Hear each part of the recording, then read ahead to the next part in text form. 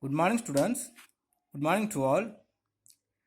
Last day we have started the chapter 6 distribution analysis, and we have studied the kinds of distributions of income, and one of the theory also we have studied the marginal productivity theory of distributions. So today just we will remind what we have studied on last day, and we will go to the next one of new theory.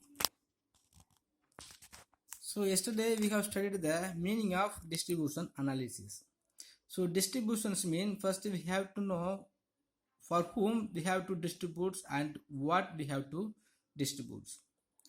So normally the producers or the production process, the producers are arranging the factor of production to produce any one of the commodities.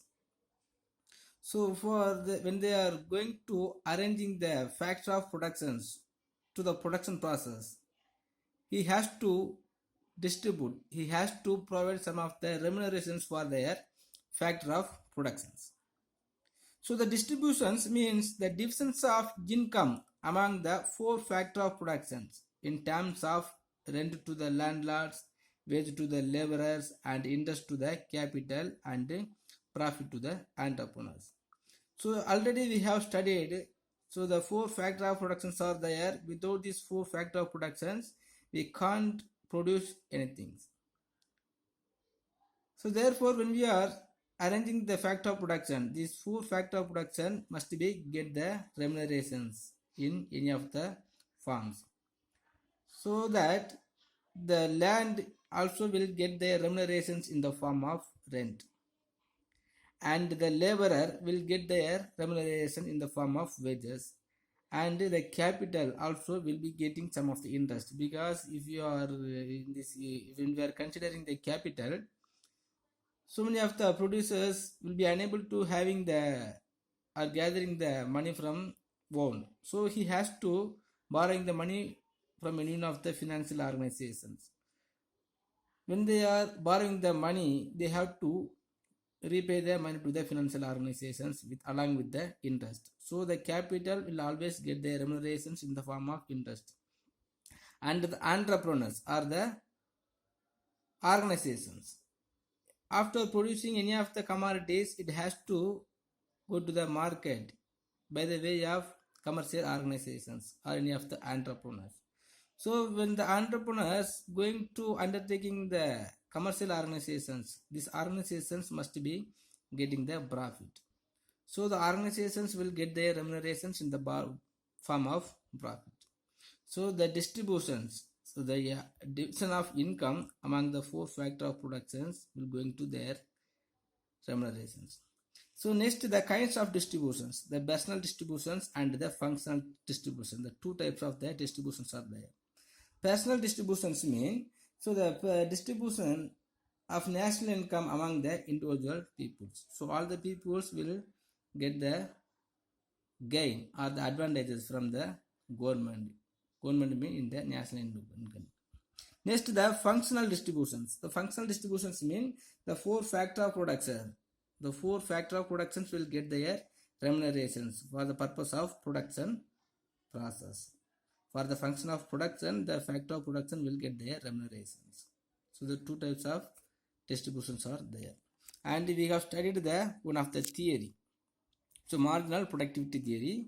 So this marginal productivity theory developed by the Clark, Wicksteed and Walters. So what this theory come to say means, this theory explains how the prices of various factor of production determined. How the prices of various factor of production determined. And it is also explains, so all the factor of productions will get their prices on the basis of their productivity. For example, if you are considering the labor also will have some of the productivity power to produce any one of the commodities.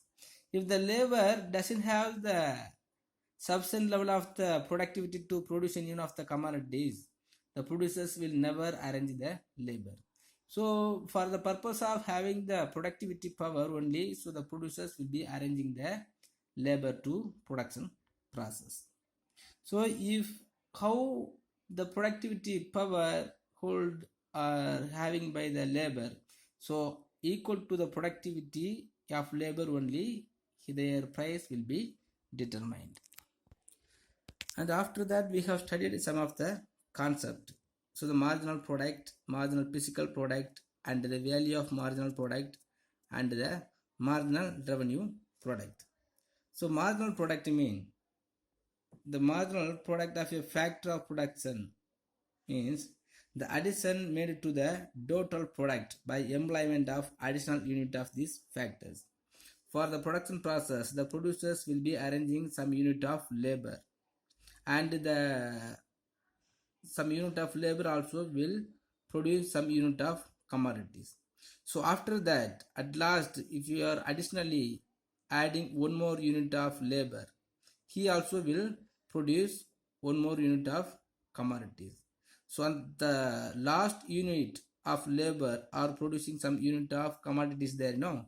So the last unit of product only is considered as a marginal product. So marginal physical product mean, so marginal physical product of a factor is the increment in the total product obtained by the employment of an additional unit of the factor. So like that, so when we are arranging the last unit of the labor, so the physical product is produced by the last unit of product is called as a marginal physical product, or the total product by adding one more unit of labor is called as a marginal physical product. Next, value of marginal product. So the value of marginal product is obtained by multiplying the marginal physical product of the factor by their price. So if we are multiplying the price with the total product, we will get the value of marginal product. Next, marginal revenue product. The marginal revenue product of a factor is the increment in the total revenue. So when we are arranging the last unit of labor, the producers will get some unit of revenue. So the revenue from used by the last unit of labor is called as marginal revenue of product. And at last we have studied some of the statement of the theory. So normally some of the one of the employer will arranging the factor of production. This factor of productions will have the productivity power, and on the basis of the productivity power of the factor of productions only, he will get the price. So till one point, the producers will arranging the more factor of productions. So the factor of productions, the price for the factor of productions will also equal to the cost, the production cost or the revenue product. So the producers always arranging the factor of production till the marginal product, till the marginal revenue will come to equal to the factor, the price for the factor of production. So one last statement of the theory is the price of a factor of production depends upon its productivity. So on the basis of the productivity of the factor of productions only, the price for the factor of productions will be determined. Next, the price of a factor is determined by the marginal revenue product of that factor. When we are arranging one more unit of the factor of productions, how the producers will get the marginal revenue. So on the basis of the marginal revenue only, the factor of productions also will get their remunerations. And at last we have studied some of the criticism also. So what is the criticism is there mean? The reality, the factor of production are not homogeneous. Normally when we are considering the factor of productions, so the productivity of the factor of productions will be differ from one with each other. So normally if you are considering the labor, one of the labor will have more intellectual power or more physical power, and he will get some of the idea and he will get some of the specializations. But on the basis of the assumptions, it is not the homogeneous. Next, in practice, factors cannot be substituted for each other. We cannot substitute one labor with another one of the labor because the differentiation of productivity is there. Next, this theory applicable only in the long run. It cannot be applicable in the short term. But normally the demand will arise in this short term also. So this theory is not applicable to the short term. Okay, students. Then today we will study about the rent. The rent also one of the price for the landlords. So what's the meaning of rent is? The rent is the price or reward given for the use of land or house or a machine to the owner. For the production process, the producers will definitely will arrange the land or house or any one of the machines. Suppose if the producers doesn't has the own land or own house or own machine, he has to take the land, house or machines as a rent. So when they are arranging the land or house or machines will get their remunerations. In which form they will get the remunerations means, as we studied already, the landlords or the house or the machines will get the remunerations in the form of rent. So rent is the price or reward given for the use of land, house or machine to the owner. Suppose the owner also may have the own land, house or machines. Even if he has the own land, house or machines, he has to allot some amount of money in the form of rent. Then only he can able to calculate the total revenue or the net revenue. But in economics, rent or economic rent refers to that part of payment made by a tenant to his landlords for use of the land only. So normally the producers will use the land, house or machines for their production purposes. But in economics, the rent, so especially mentioned only by the land.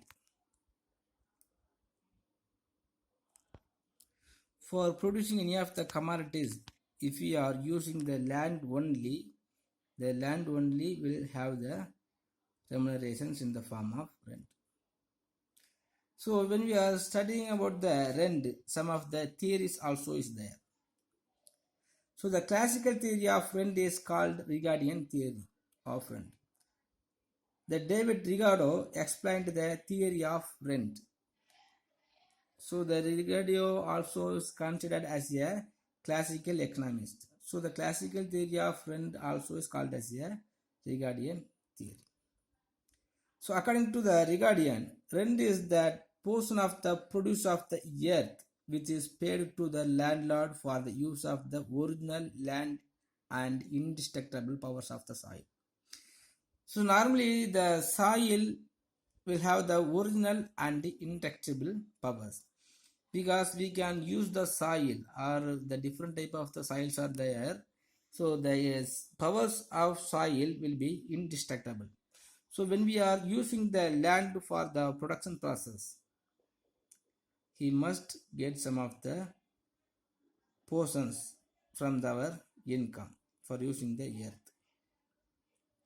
So this theory is considered as the Ricardian theory. For explaining the Ricardian theory of rent, we have to take or we have to consider some of the assumptions.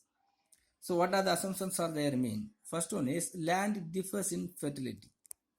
The land differs in fertility. Differs in fertility means, so different type of the soils are there. The different type of the soils also will have the different prosperities. Next, the law of diminishing returns operates. The law of diminishing returns operates in this agriculture. The law of diminishing returns means, so when we are using the lands continuously, the productivity of the land will be decreased. That is the law of diminishing returns. Next, rent depends upon fertility and location of land. Rent depends upon the fertility and location of land. Suppose when we have the agricultural land nearby our home or nearby our market, he will get more rent. Suppose if any of the land is maybe very fair, it will get low rent. Other like that, some of the fertility of land. Suppose any of the land has more prosperity, it will get more rent. Otherwise, it will get low rent. Next, this theory assumes perfect competitions. Perfect competitions means those who want to come, they can come and they can live from the agriculture. Next, it is based on the assumption of long period. So we have to wait to produce as long period. Next, there is existence of marginal land or no rent land. The marginal land mean or no rent land mean when we are using any of the land, if you are not getting any of the yield, if you are not able to earning from that land is considered as no rent land. If you are using some of the land in agricultural sector and from this soil, if you are not earning any of the income, we will never give the rent, so that is called as a no rent land. The land has certain original and indestructible powers. So if you are considering the land also will have some of the indestructible powers. So the soil always will have some power of yield. Next, the land is used for cultivations only. So normally in our economics or the production process, we can use the land for more purposes.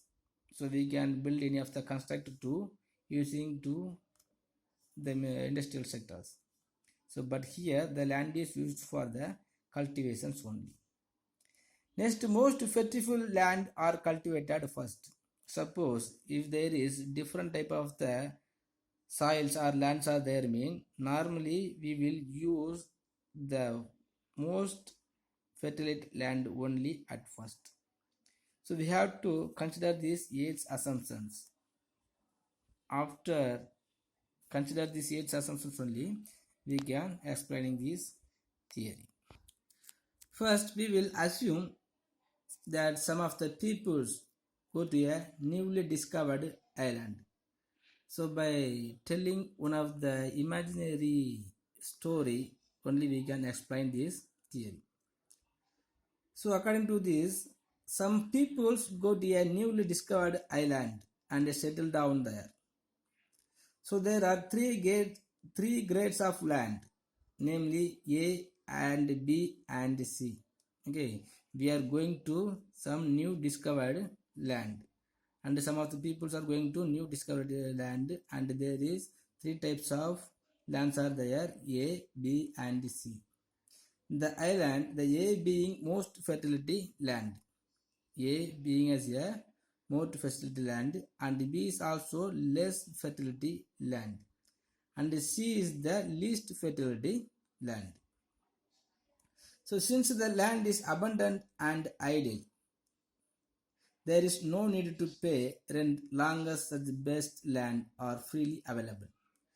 Because when we are going to the new recovered peoples, recovered land, there is no need to paying to the rent, and it is the not used before that, so there is no need to paying the rent. So given a certain amount of labor and capital, the yield per acre on A grade land is 40 bags of paddy. By using the same level of the capital and labor, produce the 40 bags of paddy per acre. Suppose another group of people goes to settle down in the same island after some time, because after producing the 40 bags of paddy is not sufficient to the peoples. So suppose another group of people goes to settle down in the same island after some time. Hence the demand for the agricultural product will be increased. The most fertile land alone cannot produce all the food grains that are needed on account of the operations of low diminishing returns. Because when we are using the A-grade land only, so it will bringing the low diminishing returns. Okay, so when we are using the A-grade land only, it will never supposed to the supply of goods to the all the peoples. So the less fertility lands will have to be brought under cultivation in order to meet the demand for that newly arrived peoples. So for the same amount of labor and capital employed in A grade land, the yield per acre on B grade land in 30 bags of paddy. So how much amount of capital and labors are used to cultivate the A grade land? The same peoples are used to the cultivation of B land also. So by you cultivating the B grade land, so the B grade land will provide the 30 bags of paddy per acres. So now A grade land will get the 40 percentage of 40 bags of paddy, and B grade of land will produce the 30 percentage of paddy. So when we are comparing to the B grade land with A grade land, the A grade land will have the surplus amount of bags, 10 amount of bags. Suppose, moreover, another group of people goes to settle down in the same land. So the least fertility land will have to be brought under the cultivation. For the same amount of labor and capital, the yield per acre on C grade land is 20 bags per acre. By using the same capital and labor, the grade C land also going to cultivated, and because of that the C grade land will produce the 20 bags of paddy. So the surplus of A grade land is now raised to 20 bags, and it is the economic rent of A grade land. The surplus of B grade land is 10 bags. This is the economic rent of B grade land.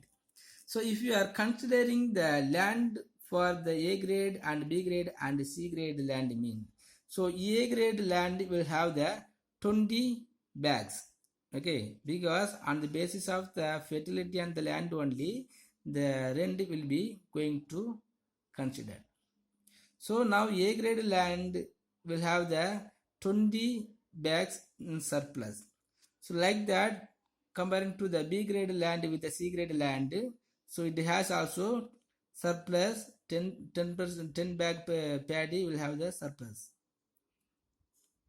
So next, C grade land also will have the surplus amount, no surplus amount, because the 20 minus 20. So there is no yield. So above table, the C grade land cost of production is just equal to the price of produce and therefore does not yield any rent. So when we are comparing to the A grade land with the C grade land, there is no productions because the surplus amount and the rent also is considered in the bags. So A grade land will have the 20% bag as a rent. So when we are comparing to the C grade land, so there is no rent land. So therefore no rent land or marginal land is the land in which cost of production is just equal to the price of its produce. So how much amount of money is produced to cultivate the C grade land is equal to the yield by the land. So how much amount of income is earned by the C grade land is going to produce or use that only. So there is no rent. So by explaining the diagrammatic, so there is three types of the grades are there. So this is the A grade land, this is the B grade land, this is the C grade land. So when we are using the A grade land, so it can able to produce the 40 bags paddy. After that, the B grade land also will use the 30% of paddy or 30 bags of paddy. So these two land only will get some of the rent, economic rent. Economic rent mean, so the 20 bags of paddy is considered as the economic rent for a A grade land, and the 10